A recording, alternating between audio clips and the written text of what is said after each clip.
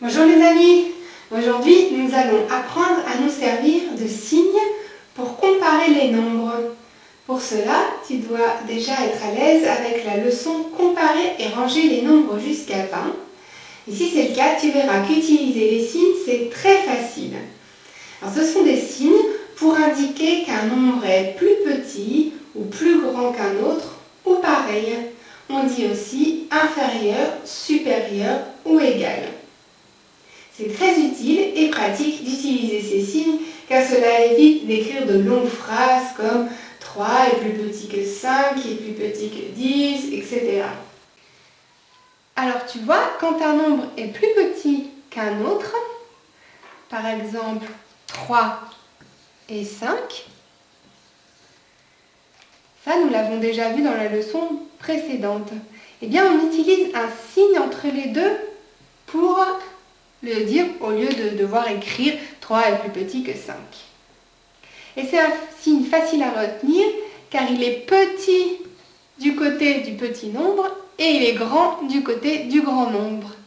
Et donc on appelle ce signe le signe inférieur puisqu'on dit 3 est inférieur à 5.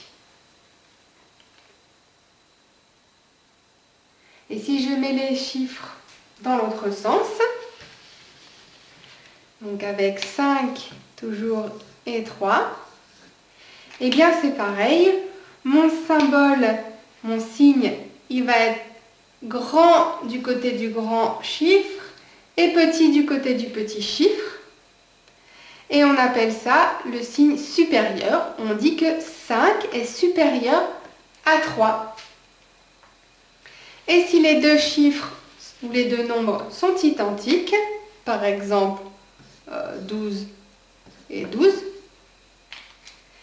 alors il n'y a pas de côté plus grand ou plus petit qu'un autre. Donc on met un symbole qui indique que les deux sont pareils. Tu vois, par exemple les deux petits bâtons ici sont pareils. Et on dit 12 égale 12. Pour t'en souvenir, tu peux te servir du monstre magnet qui ressemble à ça. Vous pouvez par exemple le trouver dans la boutique du site interactif.be. Alors ce monstre, il est très gourmand. Et du coup, quand j'ai deux nombres ou deux paquets, par exemple 2 et 8, il va se tourner toujours du côté où il y a le plus de bonbons, le plus gros paquet. Et sa bouche, tu vois, forme le signe que je viens de te montrer. Ici, le signe inférieur, puisque 2 est inférieur à 8.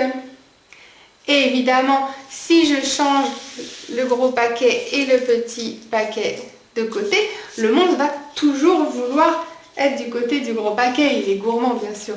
Donc, tadadam, voilà, il sera toujours tourné dans le bon sens.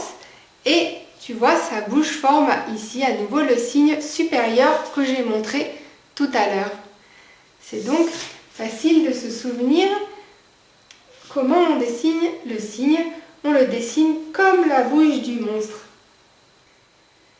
Et si les deux paquets sont identiques, par exemple 2 et 2, alors le monstre, eh bien, il ne sait pas vers où se tourner puisque c'est pareil des deux côtés. Donc, il garde la tête au milieu et tu vois, sa bouche forme le signe égal.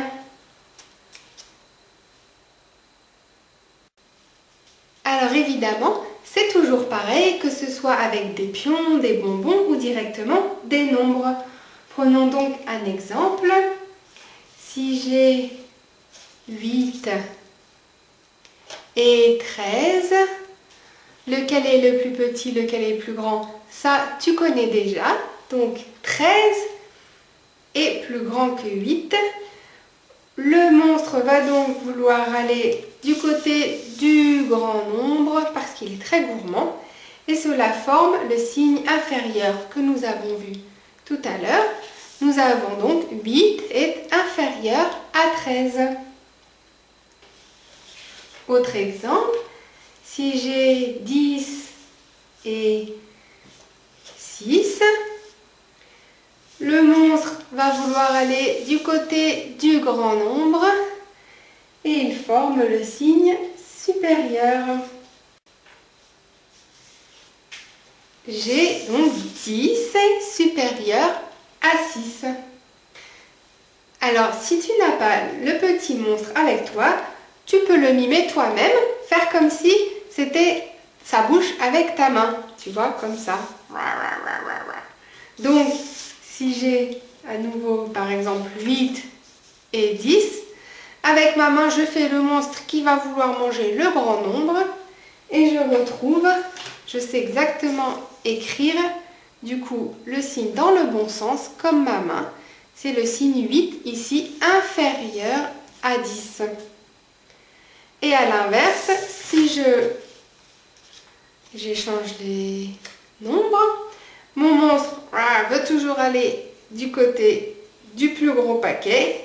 Donc, 10 est supérieur à 8. On voit avec la forme de ma main, la forme que je dois écrire pour le signe. Maintenant, j'aimerais que tu fermes les yeux pour bien te souvenir de tout ça et le faire dans ta tête. Donc, imagine-toi que tu as le chiffre 6 et ensuite le chiffre 8. Et tu vois le monstre, donc, il se dirige tout de suite vers le plus gros paquet, donc vers le chiffre 8. Et tu sais donc dessiner le signe comme la bouche du monstre. On aura 6 c'est inférieur à 8. Et tu vois le signe entre les deux. Maintenant, imagine que tu as 15 et une deuxième fois 15. Alors, le monstre, il ne sait pas quoi choisir, donc il reste face à nous et on voit le signe que forme sa bouche et on peut écrire donc le signe égal. On dira 15 égale 15. 15 est égal à 15. Et pour finir, imagine-toi que tu vois 9 et ensuite 3. Alors le monstre, il se dirige évidemment vers le 9, vers le plus gros. Et donc tu sais tout de suite comment dessiner le signe en te servant de la bouche du monstre. Voilà, bravo, tu peux rouvrir les yeux. Et maintenant, quand tu rangeras des nombres dans l'ordre, comme nous l'avons fait dans la leçon comparer et ranger les nombres, tu pourras mettre directement le signe qui convient entre tous les nombres.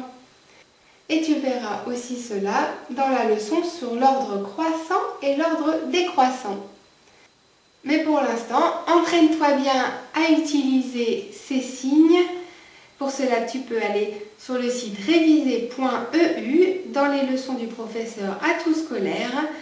Et cette leçon s'appelle les signes égales, inférieurs et supérieurs. Amuse-toi bien et à bientôt!